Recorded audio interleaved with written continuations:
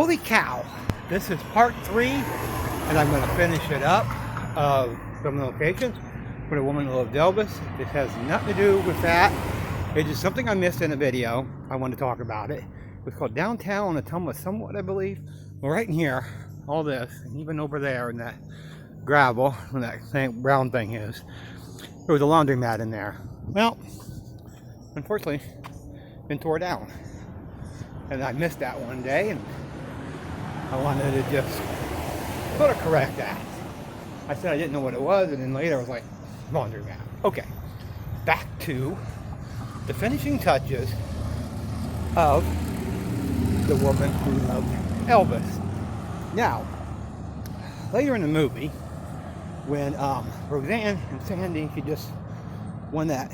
Well, no, Sandy was driving her in a car, and there was a question. I'm getting there. There was a question on the radio about Elvis's number in the Army. Well, they were crossing, and I can't get too close to it because of traffic, but they were crossing the Market Street. So they had the Market Street to Viaduct Bridge right there.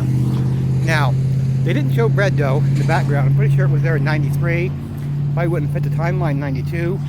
So this sign here wasn't in the shot. Neither was this trash can. The only thing that was in the shot was this. And there was a payphone there, and she called the radio station and won $2,700. And then, one more thing. There ain't much down here that I can talk about that was in the movie. There was a bar scene with Sandy, Roseanne, a couple social workers. They were there and having a good time. Well, I got to thinking about 93.